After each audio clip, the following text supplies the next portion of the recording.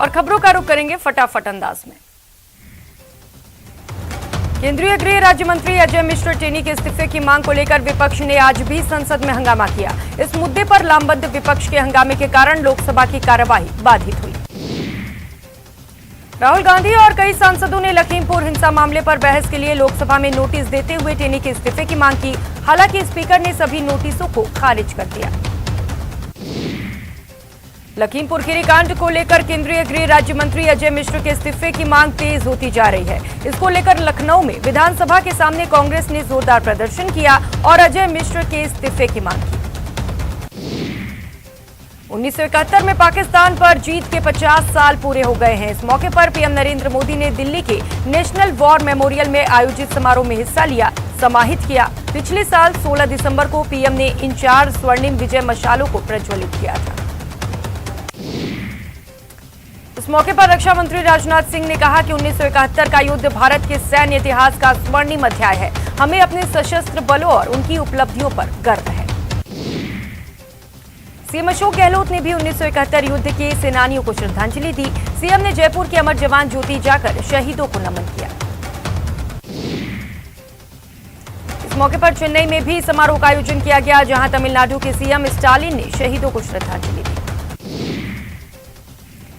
विजय दिवस के मौके पर उदयपुर जिला प्रशासन की ओर से कार्यक्रम का आयोजन किया गया। शहीद स्मारक पर आयोजित पुष्पांजलि कार्यक्रम में नेता प्रतिपक्ष गुलाब चंद कटारिया सहित कई लोग पहुंचे।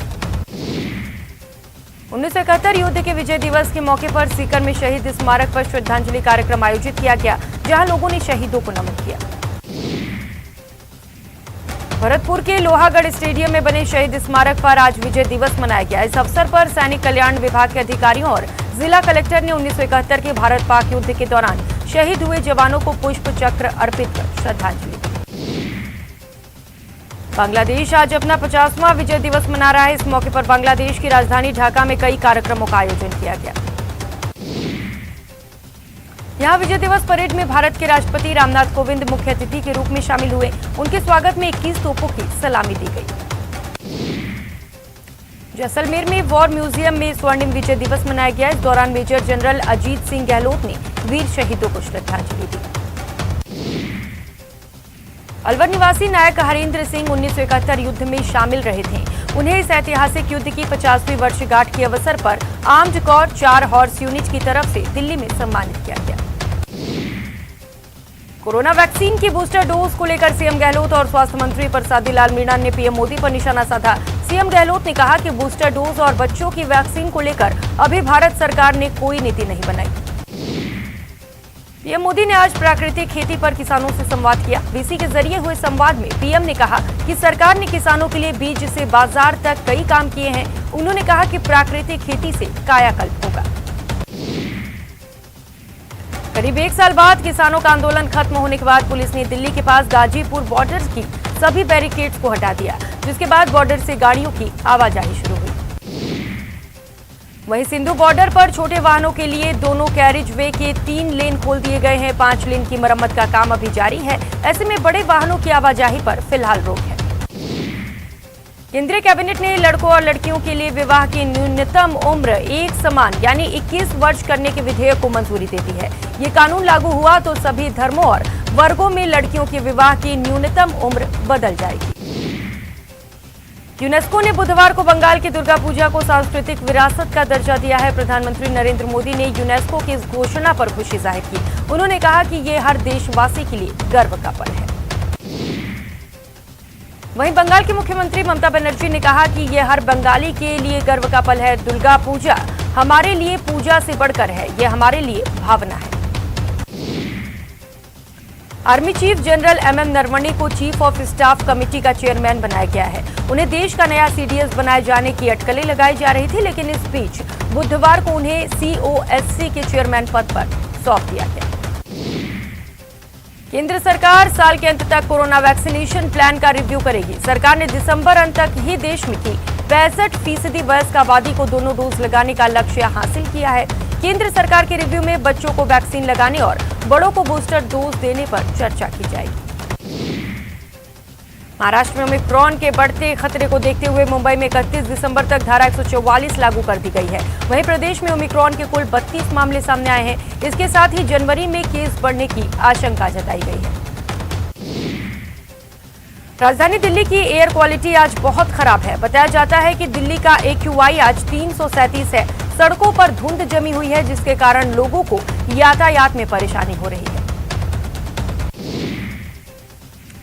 वडोदरा में कल से कड़ाके की सर्दी का दौर शुरू होने जा रहा है। मौसम विभाग ने कल से प्रदेश में शीतलहर चलने की चेतावनी दी है। इस दौरान कई जिलों में येलो और ऑरेंज अलर्ट जारी है। ओडिशा में नक्सलियों से लोहा लेते हुए वडोदरा का लाल शहीद हो गया। झुंझुनू के रहने वाले सुजान सिंह BSF की 155 बटालियन में तैनात थे।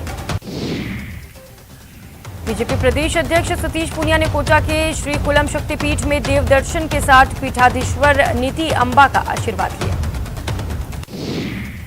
उदयपुर में बीजेपी ने जन आक्रोश रैली निकाली। इस रैली में बड़ी तादाद में बीजेपी कार्यकर्ता शामिल हुए और प्रदेश सरकार के खिलाफ प्रदर्शन किया। डूंगरपुर में बीजेपी ने जन आक्रोश रैली निकाली। इस मौके पर पार्टी के प्रदेश महामंत्री सुशील कटारा के नेतृत्व में पार्टी कार्यकर्ताओं ने तहसील चौराहे पर प्रदर्शन किया। प्राइवेटाइजेशन के खिलाफ बैंककर्मी आज से 2 दिनों की हड़ताल पर हैं, जिसके कारण 2 दिन बैंक बंद रहेंगे।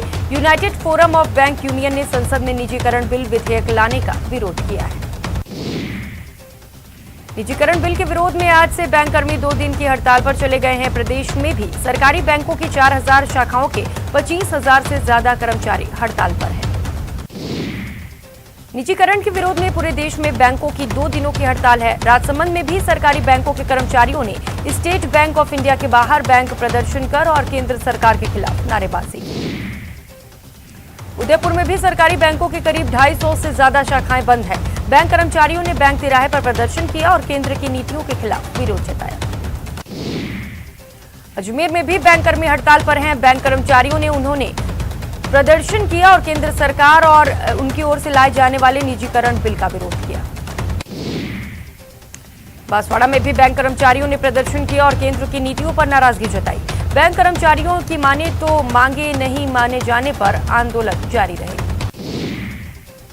भरतपुर में भी बैंक कर्मचारियों ने बैंकों के निजीकरण के विरोध में प्रदर्शन किया। कर्मचारियों का कहना है कि जब बैंकों का निजीकरण हो जाएगा तो बैंक में काम कर रहे कर्मचारियों की रोजी रोटी पर संकट खड़ा हो जाएगा। दौसा की बात करें तो करीब 100 से अधिक बैंकों की शाखाएं बंद हो रही हैं। साथ ही इस हड़ताल के चलते दौसा में प्रतिदिन 150 करोड़ रुपए का लेन देन प्रभावित हो रहा है। Dholpur United forum of bank union के आह्वान पर सरकार की राष्ट्र विरोधी निजीकरण की नीति के खिलाफ 16 और 17 दिसंबर को बैंक कर्मचारियों ने यूएसबीयू के सक्रिय सदस्य गिरीश शर्मा के नेतृत्व में 2 दिवसीय हड़ताल का आह्वान किया। बूंदी में बेखौफ अपराधियों ने मंदिर के गार्ड की हत्या कर दी। बताया जाता है कि अपराधी मंदिर में चोरी की नीयत से घुसे थे। गार्ड की हत्या के बाद अपराधी मंदिर की दान पेटी लेकर फरार हो गए। बारां में मंगलवार की रात से लापता कारोबारी हनुमान मिश्रा का शव मिलने से सनसनी फैल गई। बताया जाता है कि बालाजी मंदिर के पास शव लहूलुहान हालत में मिला।